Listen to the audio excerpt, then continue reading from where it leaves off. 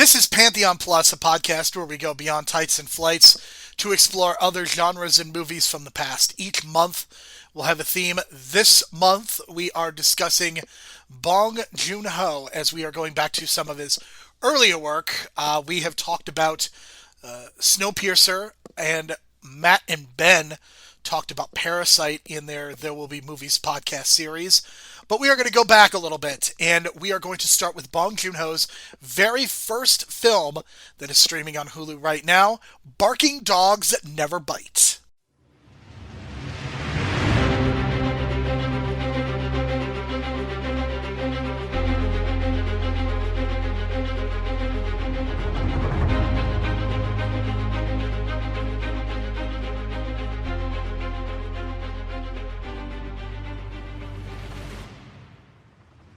My name is Jerome Cuson. You can find me on Twitter at JeromeC1985. You can find additional episodes of this podcast through Apple Podcasts, Stitcher, Spotify, and all of your favorite podcast apps through the real world. We strongly encourage you to leave a 4 or 5-star review so as to help people discover this show and the great work that the folks at the real world are doing. If you would like to interact with us or send feedback, you can do so by following us on Twitter at Hero Pantheon. My co-host for this week and every week will be Brian DeBrain. He can be found on Twitter at Brian DeBrain. Brian, coming into this, I was very excited to talk about Bong Joon-ho's work, especially some of the films that we have not seen or discussed. Of course, Parasite and Snowpiercer are both movies that we have seen a couple of times at this point, and we were both very impressed with them. So we wanted to take this opportunity to explore his filmography further.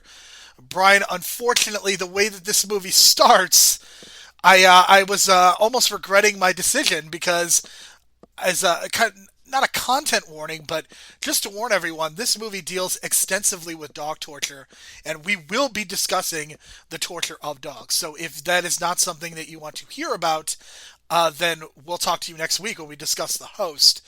But as a warning, if you have not seen this movie, just be aware that that is something that occurs. And I know a lot of people are sensitive to it. Brian, I don't know what your sensitivity is toward it, but I know that it bothered me. And if we were not reviewing this for the podcast, I may have shut the movie off. Had similar feelings, but I think we kind of built it up in our head that Bong Joon Ho is just like this great filmmaker right off the bat, but then we all forget that everyone's first movie is not the greatest, and this is a perfect example of that. I think we kind of take that Kevin Smith example and like just kind of compare it to Clerks as the first movie that's so great, that a directorial debut. Here, I don't know. It's just like he was throwing all these different genres at the wall and seeing what's kind of sticking. And the problem with the movie ends up being you don't have a genre. We don't even know what genre of movie this is. It says it's a dark comedy, but at times it's not a dark comedy. It's more like a drama, and then a drama on class, and then it becomes a horror movie, and then it becomes a dog torture movie, and then it gets really uncomfortable because, like, at the beginning of the movie, it says no dogs were harmed during the making of this movie, but it really looked like they were harming the dogs in this movie. I don't know. It was weird. It's 1999. They filmed this. This came out in 2000. This is his first movie. He was 30 years old. Um, yeah, he definitely learned some things from this movie because, right off the bat, the tone is just completely different. And then by 20 minutes into the movie, the tone keeps changing and changing. And then by the end of the movie, like, I don't even know what genre to put this movie in. And I don't think that's ever happened where I've seen a movie and it's just like I didn't know what genre it was by the end of it, which is very strange because this has like a Hitchcock kind of feel to it, little Brian De Palma in terms of like hiding behind the door, witnessing something you're not supposed to, like and then being an eyewitness to something you're not supposed to see, and then all the drama and entanglements that go with it, and all that kind of thing.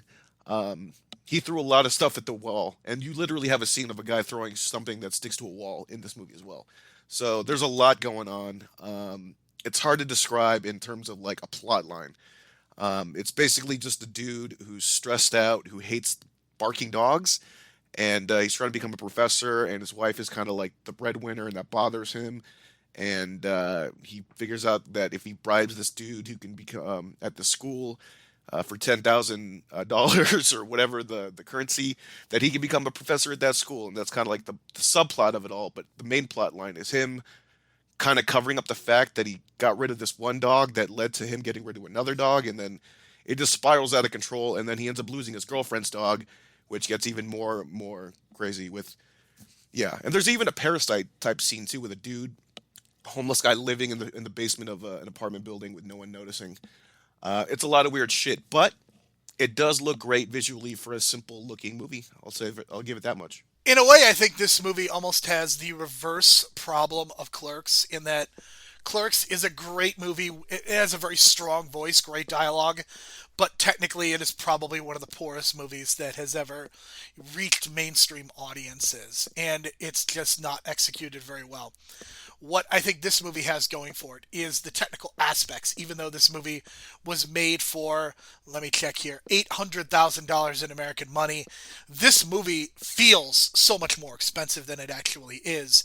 And just like Clerks, the locations are pretty minimal, but Bong Joon Ho is just able to do so much with it. And you see so much potential in the technical aspects of the movie. Plot is kind of a mess. And it's funny because Bong Joon Ho wanted this movie to break even at the box office, but apparently only 100,000 people, which is nothing, saw this movie in South Korea, and it was a total flop at the box office. And I guess it's pretty amazing that he was even able to get the funding for a second movie after a movie like this bombs.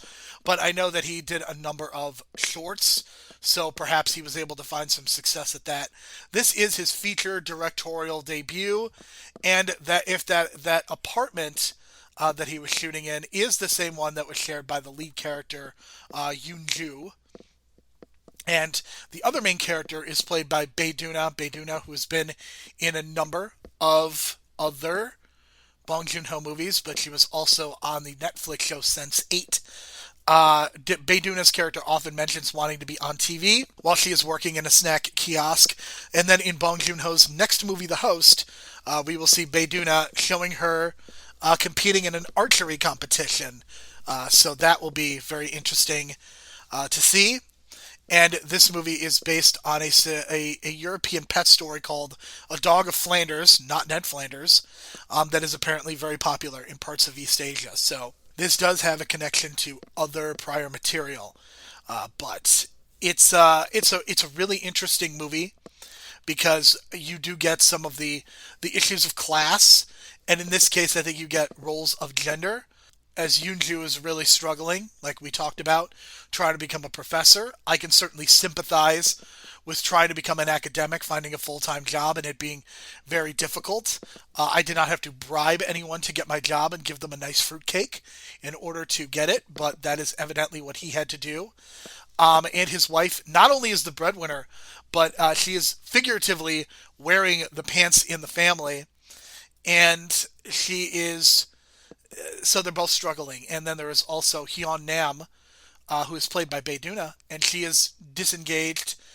She works as a bookkeeper in that same block of flats, which is very very common in Southeastern Asia. And what kind of wakes her up and to realize what's going on is this lost dog. And what kind of happens is that these two are kind of going on their parallel journeys, and then in the second half of the movie, they kind of come together, and they find a connection with one another. So that's kind of a basic rundown of the movie, and I wanted to explain the plot a little bit because again, I figure a lot of people either haven't seen the movie or are just watching it for the first time, but on paper, I think this is a really interesting movie. Just reading the plot description, but I think there is a lot of clunkiness, and it's really hard to engage with some of the characters. Again, in the first 5 minutes of this movie, we basically see Yoonju take a dog and torture it, like literally hanging the dog, and I wanted to shut the movie off at that point because it was just so horrifying. And then he locks the dog in a closet. And Brian, I will say that if you want me to hate your character, which I don't think that was Bong Joon-ho's intent, then you make him torture a dog. That's how you get me to hate your character. See, then at the beginning of the movie, I thought he was the protagonist, but I guess he's the antagonist, right? Because the real protagonist is Bae Doona, I think, because she's the one who's the hero and helping the old lady find her dog and helping him find his dog. And right off the bat, you don't like this guy because he's torturing the dog. So I think that's the intent. This kind of has like a weird Joker feel to it because it feels like the dude's going crazy, but they don't really address that too much. But the fact that he's just annoyed to the point of wanting to kidnap a dog and just like either kill it or toss it in a closet and just ignore it forever. And I don't know, it was so weird. It was very weird, but weird motivations in these characters. I don't know. I don't know what was going on, but it definitely felt like after 15 minutes, like, okay, this is definitely like the bad guy, right? Because this guy's nuts. So by the end, I think they kind of resolved his arc, except I think he's still crazy by the end of the movie because when they turned the curtains down in his classroom, he still had this kind of weird look on his face. So I don't know, but that whole that whole thing about him torturing the dog, man, just was just crazy. And I don't know what it was. I don't know what it represents to him because he does at one point say that like no one follows the rules in this apartment building, and there's not supposed to be any dogs and blah blah blah. And then of course his girlfriend gets a dog, which kind of screws things up even more. But just little things like that, I thought it was interesting. But I don't know. Maybe we should have been introduced to the protagonist first because I really feel like Bae Doona was the protagonist in this movie. She was the good person in this movie, her and her friend. So just a lot of weird shit. And to comment on the whole, because at one point the janitor does find these dogs dead, and some Asian cultures they eat dog, right? So Filipinos eat dog, and my mom told me she's eaten dog before in the Philippines, so it's a thing. It's totally illegal here, obviously, but I was kind of disturbed by it at first, but then I was just like, well, this is like the Philippines, I guess. And the dude who was doing the cooking was like the janitor, and he was doing it in the basement. So it's weird. It feels dirty watching it, but again, I don't know if that's just like a culture clash thing because I know a lot of people are disturbed with the idea of eating dog, and then but you go to different cultures in Asia, and it's a totally normal thing. So maybe there's a little bit to that, but for a Western audience, and I'm kind of a mix of both, so I'm used to it. Like hearing stories as a kid, I thought it was a joke, and then you read about Filipino culture and stuff. So yeah, I mean, unfortunately, that wasn't even the most disturbing thing for me. It was more of so him like choking the dog and putting the dogs over the cliff or not the cliff, but over the edge and the balconies and stuff like that. That was just weird, man. I don't know what he was going for, but at the same time, I will say this: it did create a lot of unlike that weird kind of tension that you don't really get in movies. You know what I mean? Like it's rare that you get that weird kind of like uneasy feeling.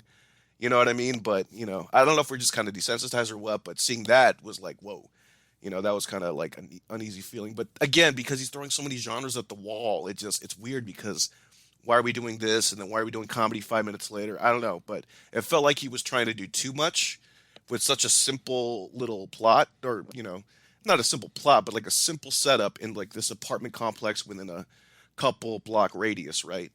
But that's kind of what he was able to do with Parasite as well, where he's able to film like these small areas and make them look bigger, and especially like wide shots and stuff. But I'll get to that with more of the positives later on.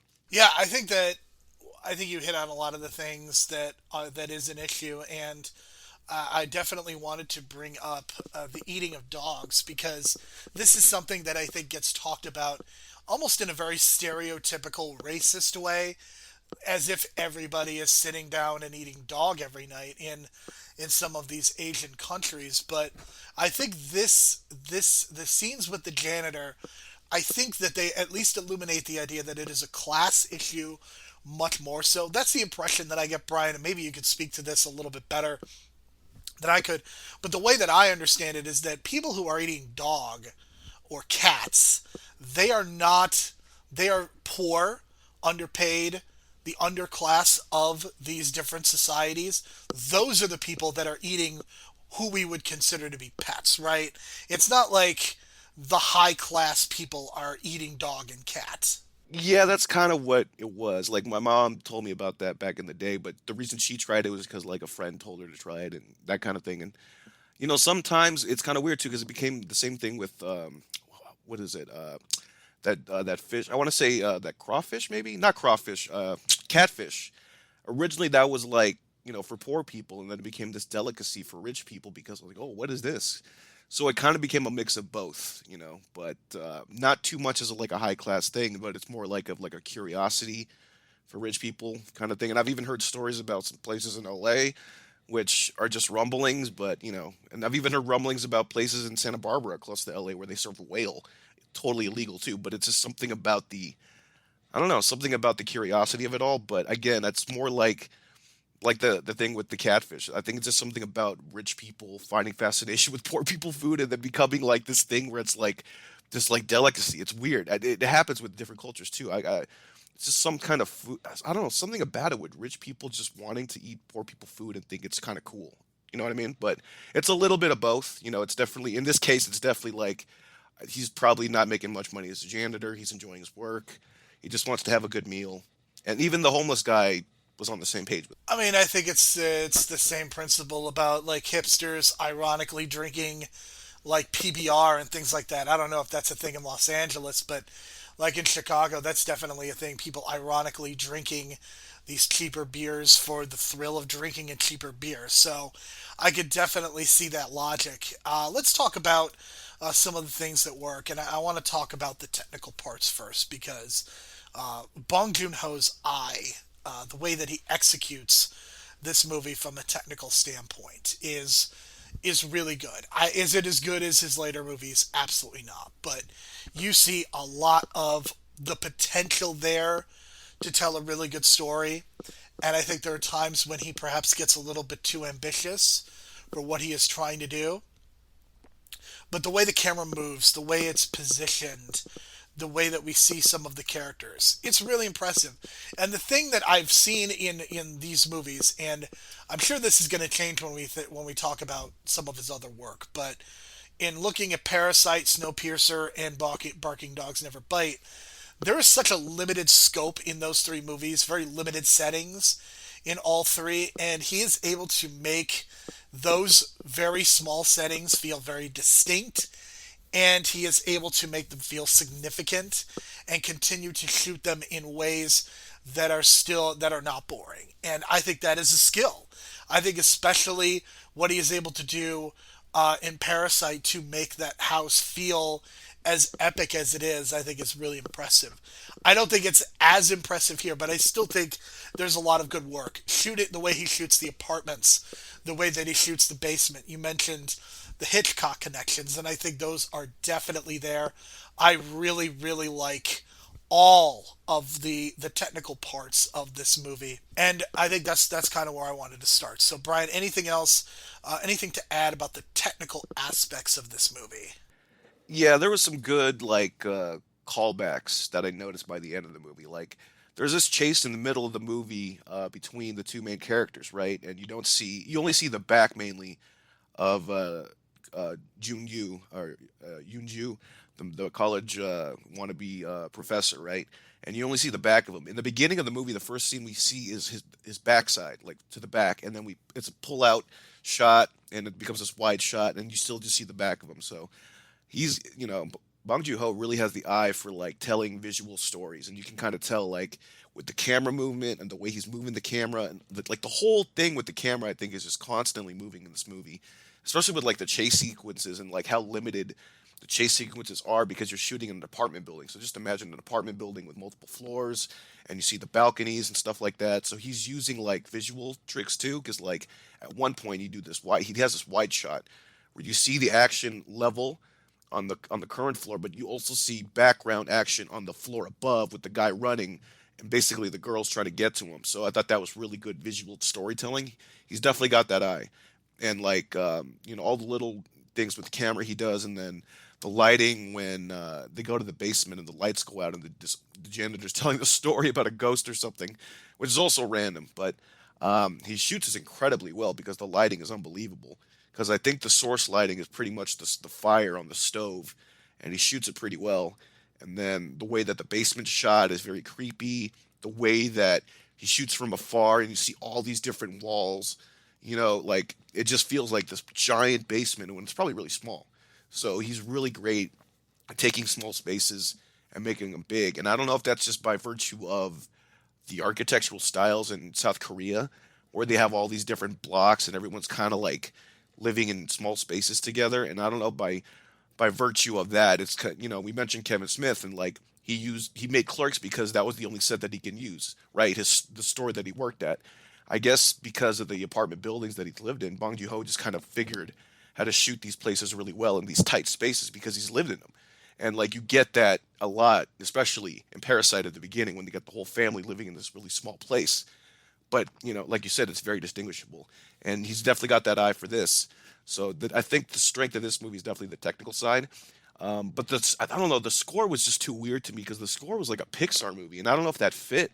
But the problem was we don't know what the genre is, so I don't know if the score was like effective or not. Yeah, the music was weird. I and we can talk more about the score in a couple minutes. I will say that I do think the performances are good, even if I don't necessarily like the story all of the time. I think that Sung Kyung Jae Lee, who plays Yoon-ju, I think he does a good job in what is kind of an impossible role. Once you kill a dog, I mean, it's real hard to redeem yourself. So I have to give a lot of credit to Sung Jae Lee for being able to not necessarily fully redeem the character, but give this character some depth. And I really like the moment when we've seen this homeless person, and this is also something that I really like about Bong Joon Ho is that Bong Joon Ho acknowledges the people that a lot of societies don't. And I really, really like that. And there's this homeless woman who is asking for money on behalf of her and her son. And a lot of people are ignoring her.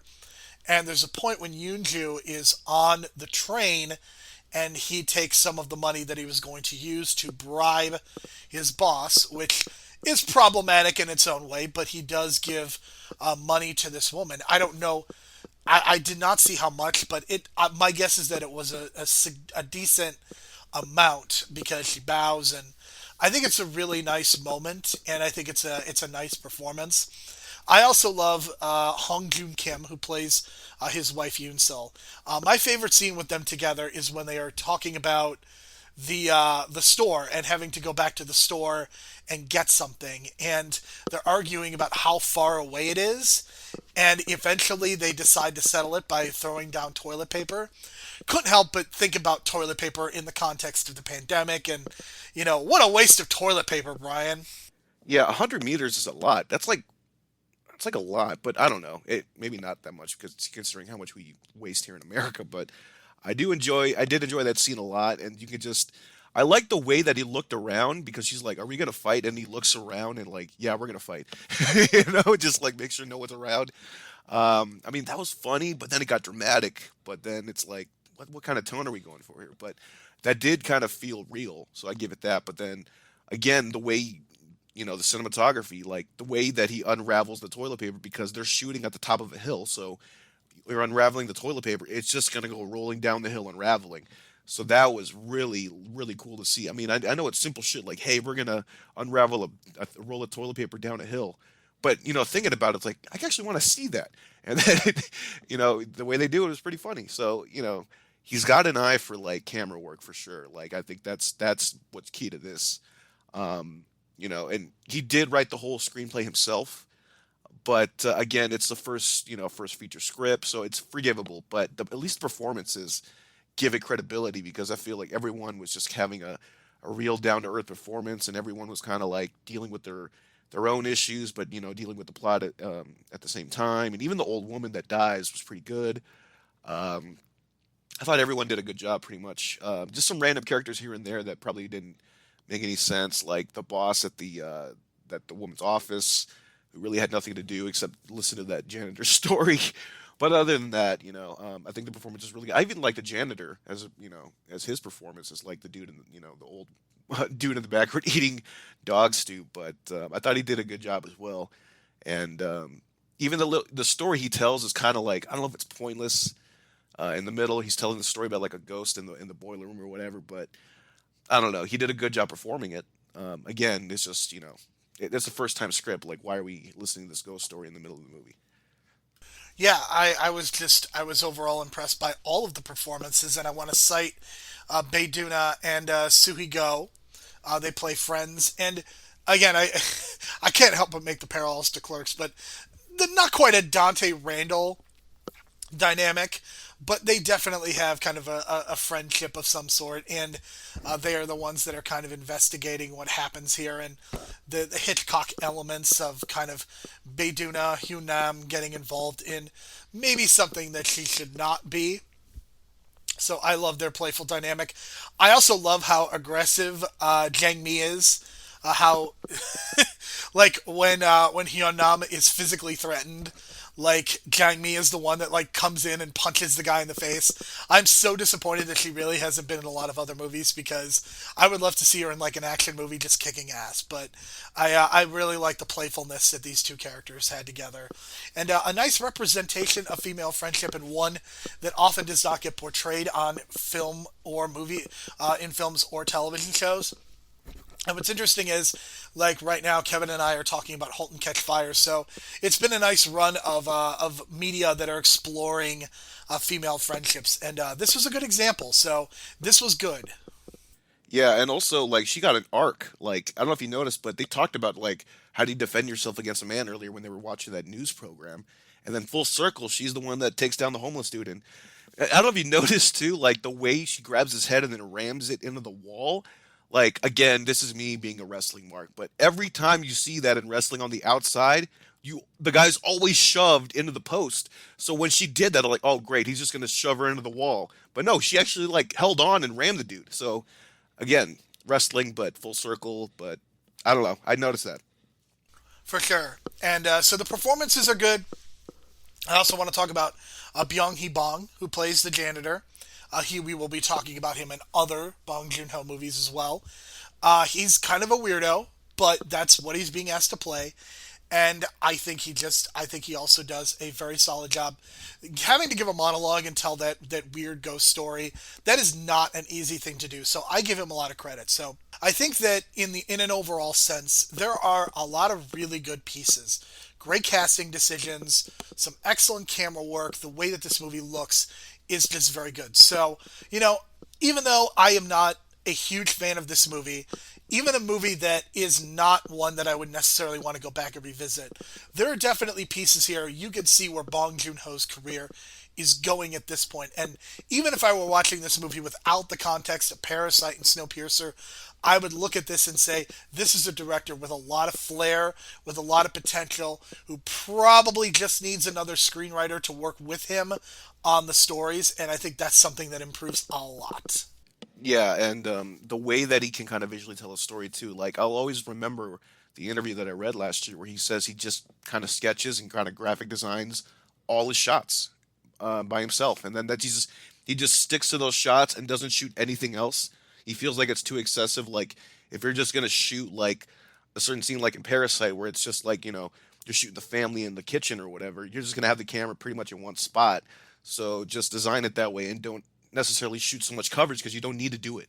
So I think he's really good at picking particular shots. I feel like you could teach from this movie too, like the visual aspects of it to like a class in college or something, because I think he nails a lot of those aspects. So credit to him for learning. You know what I mean? And you're right about the needing a co-writer because he's definitely gonna have some help writing in the next couple movies. But it's just crazy to see like he went from something that's so simple to this to like so big budget with the host later on 5 years later, and to kind of go back to his roots kind of where like a smaller budget with Parasite, where because Parasite's a small budget. I mean, come on. So I'm glad that he can tell these great stories and take smaller places and like the places themselves, the settings kind of become a character within himself. Like the apartment building felt like a character within itself. So he did a good job with that. And in thinking about the what doesn't work, I think it's pretty obvious. I think we've talked about it already. I mean, the story is just kind of a mess. And, we have these two main characters who are kind of not immediately known what their connection is. And they slowly become interconnected and they slowly develop a relationship.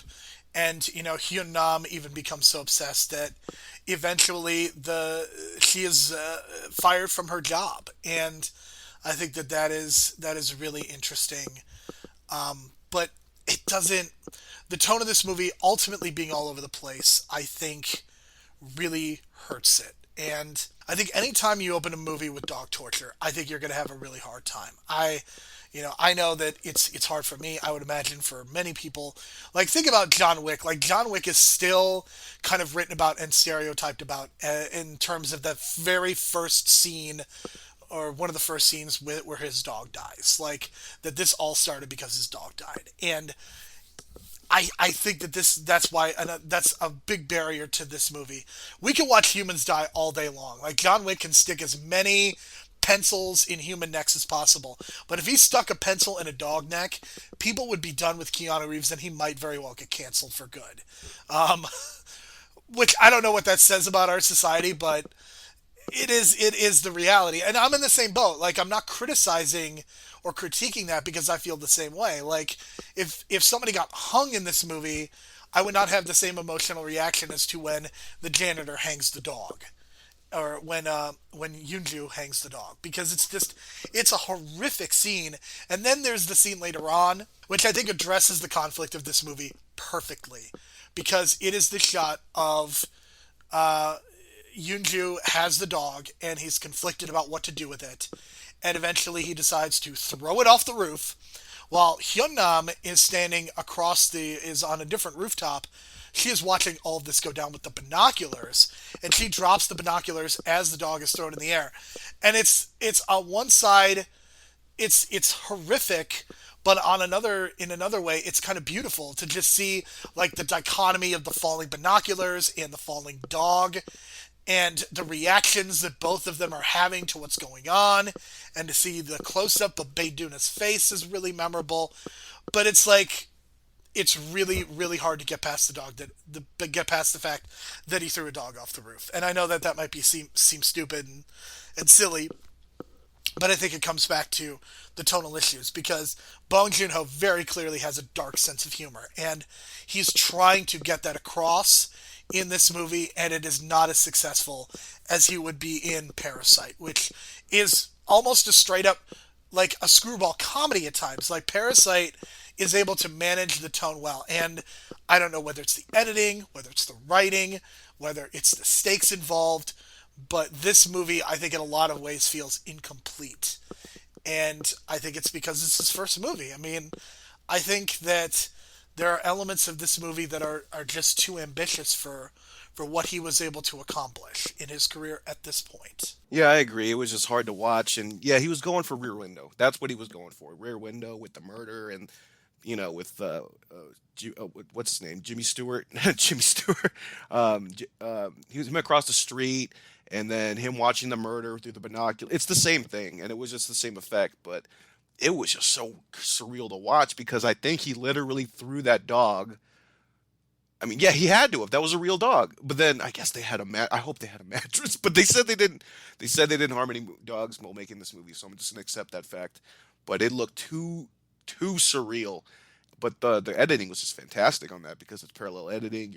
She's looking at him, the other girl's looking at something else, and then her friend is pissed off at the fact that she dropped the binoculars like several floors down. There's all these different things going on, which leads to the chase eventually.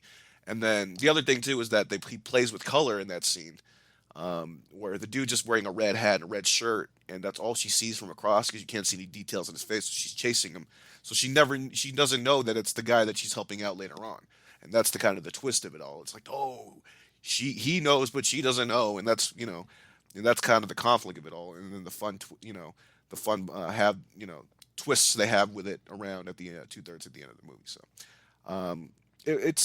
it does have its flaws, but again, it's worth teaching. I don't want to watch this movie ever again, though. But I do think like if you clip some scenes down, it's good for teaching in terms of like cinematography. Um, yeah, and then the dog torture stuff, man. Like I said, it's just that's why it's kind of like a one-time viewing for me because it's so hard to watch. But yeah, and you're kind of right where we've kind of become desensitized to the whole human, is getting hung or whatever. But I guess just if we see it so many times, we get desensitized to it. But seeing a dog, it's just, especially when it's clearly a real dog, I think that's what kind of shook me a little bit watching this. But again, that's just his dark humor, and he is a weird dude, and he's self-admitted to being a weird dude. So that's pretty much all the negatives for me, and a lot of positives, but again, just negatives on the story and the tone. And the score as well. I know you mentioned the score was a little weird. I didn't really notice the score as much as you did, and maybe for me it was just forgettable, but you seem to have more issues with it. Yeah, because it sounded like a Pixar movie, and I don't know, maybe like an Up or something like that, and or like a Toy Story, but it just didn't fit what they were going for. Maybe it would have been better with no score. I don't know, because sometimes I think having no score is even just as like eerie and frightening. Um, but again, like he didn't know what tone he was going for, so that's why I think the I feel bad for the guy making or the guy making the music because like he probably didn't know what to do, and he was just like, I'm gonna play the piano lightly and you know make it seem like a Pixar movie because that's what it kind of sounded like. Yeah, and it didn't work, but he does improve because when we talk about it next week, the host. He steps it up with the soundtrack and knows exactly what tones and beats to use for specific scenes, especially the opening attack. And I will say, we are reviewing The Host, but there was a movie that did come between Memories of Murder. But because that is not readily available on streaming as much, that's why we are going to talk about The Host. But perhaps we will return to Memories of a Murder at another time. Let's talk about the MVP. I think we are both in agreement that it is Bong Joon Ho, regardless of the flaws of the movie. Bong Joon Ho just shows a ton of potential throughout, and you can see why he would become a very special filmmaker. And it's one of those things where he has had a 20-year career at this point, but because Parasite was kind of his first movie that truly crossed over into being an event, and Snowpiercer was released in the United States pretty heavily. There was also Okja, which was on Netflix and did get some publicity, but it really feels like Parasite is the movie that really broke through in a big way, and people talking about Bong Joon Ho as a kind of a new voice. He's not necessarily a new voice, but it's really fun to go back and just watch kind of how he started and to see some humble beginnings and see some things that don't work, but you also see that potential there. So it was great all around. Even if I didn't necessarily love the movie, it was great to watch Bong Joon Ho not make a great movie sometimes. Like sometimes it's as interesting to watch a movie that isn't as good or maybe is an interesting failure as it is to watch a great movie. Definitely, I agree. I guess I'll go Ko because, like I said, Bong Joon Ho, like makes his own shot list and designs all the what do you call it the the cinematography and all that stuff. But he also needed the cinematographer, so I'm gonna go with Co MVP. Hopefully, I don't butcher his name. Young Kyu Cho. He was the cinematographer, and credit to him for creating all the action shots, and all the moving pieces and all the action sequences and the chases and stuff. So credit to him, and he deserves it as well. I think because he really filmed like he did a hell of a job filming this movie as well. All right, let's talk about the best performance. I'm going Bayduna. I'm not sure how you feel, but I think that she is the character that I ultimately sympathize with the most. She is trying to do the right thing at all times. I think that all the performances are solid, but I think Bayduna ultimately kind of steals the movie in the end because of what she presents and the way that she is able to interact with all the characters and get into some of the physical parts. And even in that last scene when she is dealing with a drunk Yoonju, I think the sensitivity that she has with him. I think there are a lot of movies that would have resorted to him like punching him in the face for what he did or something like that, but I really like the fact that the resolution is not it's not an easy resolution. It's not her venging the dog's death by murdering him. They both kind of move on with their lives because I think they connect with each other and they see some similarities in how they live, and I think that's a really good thing. And it's funny because I think a lot of the criticisms about Parasite were how members of the same class were not uniting to eat the rich or whatever. But in this movie, you do see two people from disparate backgrounds or from the same class background, but who maybe have some hostilities with each other. They do actually come together in the end. Yeah, I'm gonna agree with you on that because I think she did a great job in terms of range. She was able to do the comedy aspects well that were supposed to be funny, and then the really dramatic stuff where she's just like breaking down almost, and like the shock on her face when she sees the dog being thrown over and the panic and all that kind of thing. And then her at the desk at work. I like when she's at work too because like she's clearly not dressed for work. She doesn't come in dressed for work, and she's totally different from all her coworkers, and she's hardly ever at the office. So she does a good job portraying that. And I think because she was the breakout kind of actress in this movie. I mean, she's gone to do like American movies and the B budget stuff, and so I think she did a good job. And we're gonna see her next week, and she does a great job in the host. But spoiler alert, she might not be the best performance in that movie. Yeah, I would agree with that. I'm very much looking forward to our movie next week, The Host. That is what we will be discussing. Brian, any final thoughts on Barking Dogs Never Bite? I think we've kind of illustrated and we've highlighted some of what we liked and disliked about the movie. And look, there are certainly some things don't work, but as a curiosity, this was certainly an interesting experience. I'll say this: for no budget, it looked really good for no budget, and that's credit to the cinematography. But that's just kind of one of his strengths. He can take little, minimal budget, minimal settings, whatever, and just make it this big, larger than life thing. So he's got the eye for making things small and turn it into big, larger than life stuff. Absolutely. So the host is going to be very different.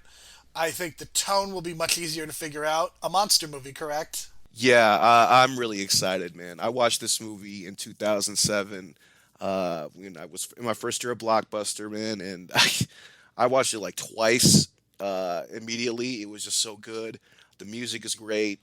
I can't believe it, like a 5 year difference, what 5 years can do to a director and direct a hell of a job in the host. And I was even looking back and like, God damn, why didn't it get nominated for Best Foreign Language Film? But I guess 2007 was a tough year for the Oscars anyway. That was the year that Departed won. So it was tough, but man, this it's gonna pull on your heartstrings, Jerome. And I don't know if you're ready for this emotional roller coaster you're about to go on. I mean, Train to Busan was an emotional roller coaster, and I think that is something that Korean cinema does very well is play with people's emotions, and I'm looking forward to talking about this movie with you next week, Brian. So we will talk to you all next week when we talk about The Host. Remember, it's not the 2020 host, it's not the 2013 host, it's the 2006 host, and I just can't believe there's that many hosts.